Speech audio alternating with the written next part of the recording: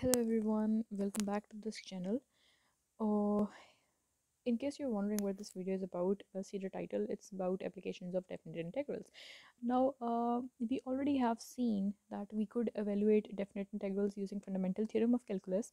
We also found that the area under the curve and the area between two curves could be defined and computed as definite integrals. So now we extend this application of definite integrals to define um, and find volumes, lengths of plane curves, and areas of surfaces of revolution. Right. So, in order to start this video, let's start with finding out using the definite integrals in order to find out the volumes using cross section. So, uh, is so in this whole process, before starting, we should know uh, that what we are doing, we are finding out the volumes using cross section. Now we need to see what cross section is. Basically, a cross section is a surface or a shape which is exposed by making a straight cut through something, especially at right angles to an axis, right? For example, here you can see that we have a solid surface. In this figure you can see that we have a solid surface, and if we cut this surface with a perpendicular plane, with the plane that is perpendicular to the x-axis, and we cut this solid by that plane, the area of the region which comes in between the intersection of the solid and the plane is basically the cross section area, right? So that is the definition of cross section area, right? कि अगर हमारे पास एक solid है तो हम उस solid को अगर हम cut करते हैं एक perpendicular plane के साथ, ठीक है, plane which is perpendicular to x axis, अगर उसके साथ हम इसको कट करें तो इन दोनों इस प्लेन और इस सॉलिड बॉडी के इंटरसेक्शन में जितना भी एरिया आता है, जितना भी सरफेस आ रही है, जितना भी प्लेन बन रहा है, दैट कॉमन या intersecting area is basically the cross section area, right? So now let's come back to the topic. We let's find out the volumes of the solid of revolution. Now basically solid of revolution क्या होता है? ऐसी ऐसी bodies या ऐसे solids जो कि generate किए जाते हैं by rotating a plane region about an axis, right? That is basically solid of revolution. Example के तौर पे we'll see let's see an example. As you can see in this figure, basically part A and part B, the figure 6.8 that you are seeing on the left side of this whole picture is basically part A में अगर आप देखें तो हमारे पास एक curve है y equals to square root of x, right? और अगर हम इसको x axis के about revolve करवाते हैं तो after rotation या after revolving about the x axis ये एक circular इस तरह से part B के अंदर जो आपको figure बन रही है उस तरह का solid बन जाएगा, ठीक है? अब ये सॉलिड है तो इस तरह के जो सॉलिड्स होते हैं जो एक स्पेशल एक प्लेन को, एक कर्व से जनरेट होने वाले प्लेन को किसी एक एक्सिस के अबाउट रिवॉल्व करवाने से जो सॉलिड बनता है, that is basically called the solid of revolution और या that is basically the solids of revolution, right? So यहाँ पे जो मेन चीज़ें हैं जो हमने हाईलाइट करनी है वो है द फर्स्ट थिंग कि जिस एक्सिस के अबाउट वो रोटेट हो रहा है that is basically the axis of rotation. जिस एक्सिस के अबाउट ये रोटेट कर रहा है, लाइक दिस इज़ हेयर, यहाँ पे रोटेशन सॉलिड ऑफ रेवोल्यूशन जो है, sorry, this is basically solid of revolution. क्यों? क्योंकि हमारे पास ये कर्व था और हमने इस कर्व को इस कर्व से जो प्लेन हमारे पास जनरेट हुआ है, अगर हम इस प्लेन को हम रोटेट करवाएं about the x axis, so it will become this solid, right? अब दिस इज़ ऑब्वियसली ये एक सॉलिड फिगर है, right? It's not hollow, it's a whole, ये एक सॉलिड बॉडी है. हमने क्या किया है, we are rotating about x axis, तो जो हमारा एक्स एक्सिस होगा that is our axis of revolution, ठीक है? एंड सिंस जो आफ्टर रोटेशन हमारे पास जो फिगर बन रही है, अगर हम उसको एक प्लेन के साथ, अगर हम इस फिगर के ऊपर इस सॉलिड पे अगर हम एक प्लेन इंटरसेक्ट करवाएं या कट करवाएं perpendicular to the x axis, so हमारे पास जो एरिया क्रॉस सेक्शन एरिया बनेगा वो ये एक डिस्क की तरह बनेगा, ठीक है? This is the circular disc. So the area that comes, the area cross section area is basically this circular disc. So, and the radius of this disk is basically the distance of the planar region's boundary, यानी कि ये boundary से लेकर इसके access of revolution तक का जो distance है that will give us the radius, right. I am repeating this sentence, the radius is the distance between this boundary curve, ठीक है, जिसको रिवॉल्व करवा रहे हैं, and the axis of revolution, इन दोनों के दरमियान जो गैप है, जो डिस्टेंस है, that will be the radius of this circular disc. ठीक हो गया.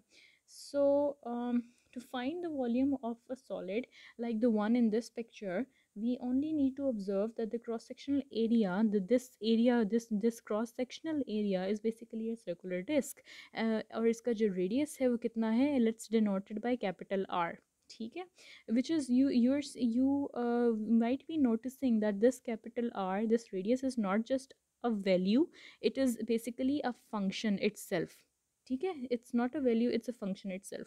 So in order this the area of the circular disc, since we are talking about circle, so we can easily see that area of a circle is pi into r radius squared, right? So we have pi r square. So volume, in order to calculate the volume, we'll just take the integral of this area with respect to the whatever variable over here is present. So since the variable here is x, and we are seeing the disk method, we are seeing the rotation about the x-axis, so the area will be depending upon the x. Since the radius is depending upon x, so the volume will be integral of this area. इसको integrate कर दोगे, limits आपके पास x axis के ऊपर उसने दी होंगी, कहाँ से स्टार्ट करना है और कहाँ पे ख़त्म करना है, कितने पोर्शन का आपने ये सॉलिड सेलेक्ट करके आपने उसका एरिया कैलकुलेट, वॉल्यूम कैलकुलेट करना है. So limits will be given to you. So the integral from a to b, where a and b are the limits on the x-axis, right? And you just integrate this area in order to get the volume for the solid of revolution. So this method of calculating the volume of solid of revolution is basically called the disk method, because the cross sectional area of this solid, or the solids of these type, is basically a circular disk. That is why this method is called a disk method. So in the last example जो भी हमने figure use की थी वो basically identical थी जो यहाँ पे फिगर 6.10 है उसी से, बट उसमें फ़र्क ये है कि अब हम पहले नहीं, पिछली वाली फिगर में हम लोग जो रोटेट करवा रहे थे वो रोटेट करवा रहे थे अबाउट दी एक्स एक्सेस. ठीक है, इस पूरे कर्व को, ये जो पूरा हमारा यहाँ से लेकर यहाँ तक जो कर्व है, इस पूरे कर्व को हम रोटेट करवा रहे थे अबाउट दी एक्स एक्सेस. तो हमारा पूरा ये प्लेन रोटेट हो रहा था और सॉलिड उस लिहाज से बन रहा था. तो हमारा जो एक्सिस ऑफ रेवोल्यूशन था that was the x axis, right. But what if आप हम ये कह दें, एक क्वेश्चन में आ जाए कि आपने जो है रिवॉल्व करवाना है वो आप एक्स एक्सिस के ऊपर रिवॉल्व नहीं करवाओगे, आप y इक्वल्स टू 1 एक लाइन है, y इक्वल्स टू 1 उस लाइन के अबाउट आप रिवॉल्व करवा दें. ठीक है, अब ये कंसिडर करें, ये नोटिस करें कि y इक्वल्स टू 1 जो लाइन है that is basically parallel to the x axis, right. So x axis की जो इक्वेशन होती है that is basically is y equals to 0, right.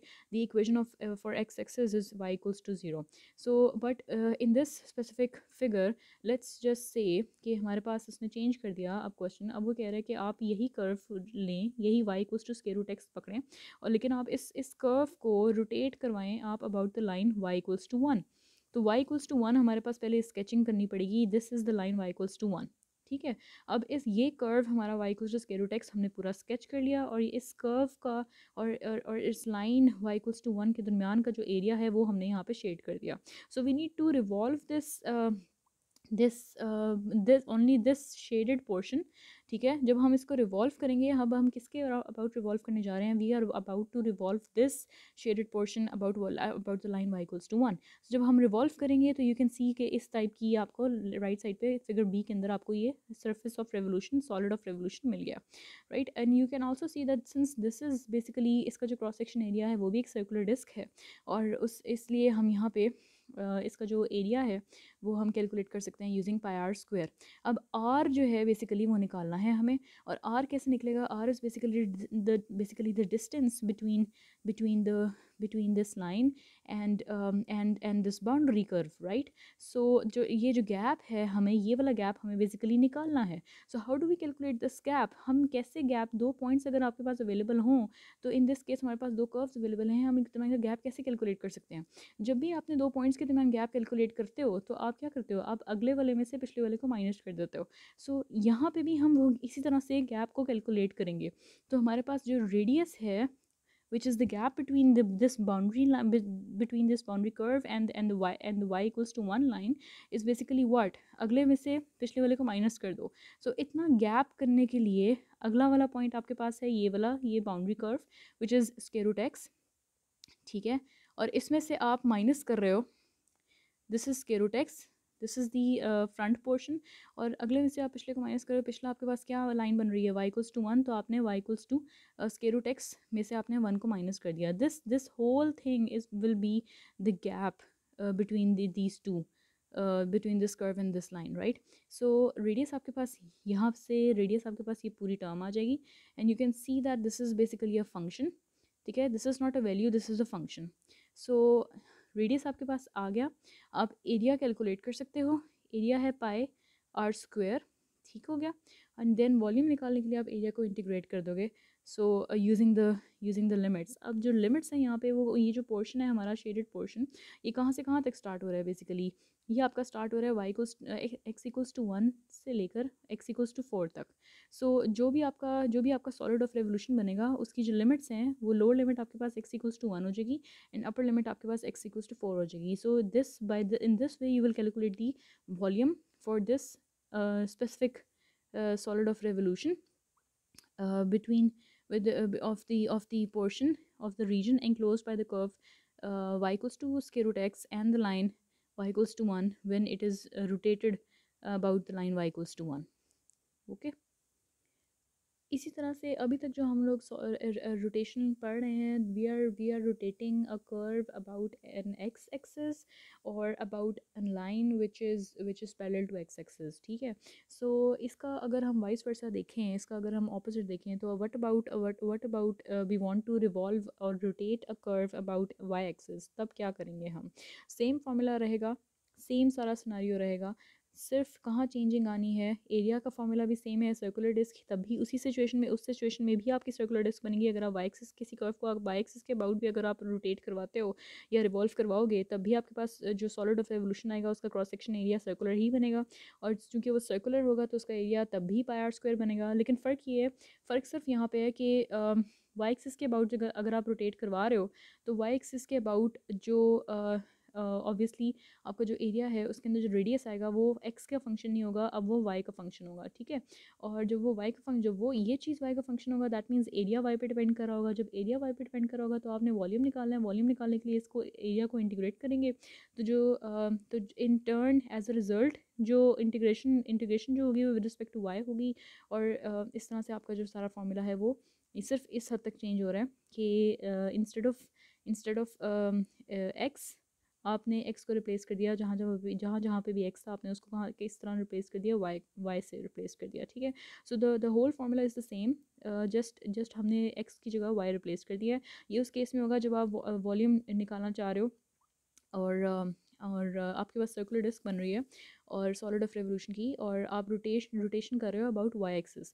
सो जब आपके पास रोटेशन अबाउट एक्स एक्सिस आ रही है, तो आपका जो सारा जो इंटीग्रल है, वो एक्स पे डिपेंड कर रहा है, और एक्स के ऊपर ही लिमिट्स आपके पास गिवन होंगी. ठीक है. और अगर आप रोटेट कर रहे हो अबाउट वाई एक्सिस, या फिर about a line which is parallel to y axis, ठीक है, यानी कोई भी वर्टिकल लाइन, अगर आप उसके अबाउट रोटेट करवा रहे हो, तो आपके पास ये वाला फॉर्मूला लगेगा. और इसमें फ़र्क सिर्फ ये है कि आपके पास ये जो इंटीग्रल है, ये फंक्शन है, ये किस वेरिएबल पे डिपेंड कर रहे हैं. ये सारे वाई के वेरिएबल्स हैं, ये सॉरी वाई के फंक्शंस हैं, राइट. और जो लिमिट्स है यहाँ पे c to d, these will be the limits of y. ठीक हो गया. So this was all about finding the volume of a solid of revolution when the rotation is about x-axis, and when the rotation is about y-axis, or a line parallel to y-axis, and similarly rotation about x-axis or a line parallel to x-axis. ठीक हो गया. So there would be some examples. You can see the examples on the internet also. You can see the examples from the book. Example number 4, if you want to understand the rotation of a curve about x-axis, and example number 7, if you want to understand the rotation of the curve about y-axis, right? These two are, both of them are very good examples.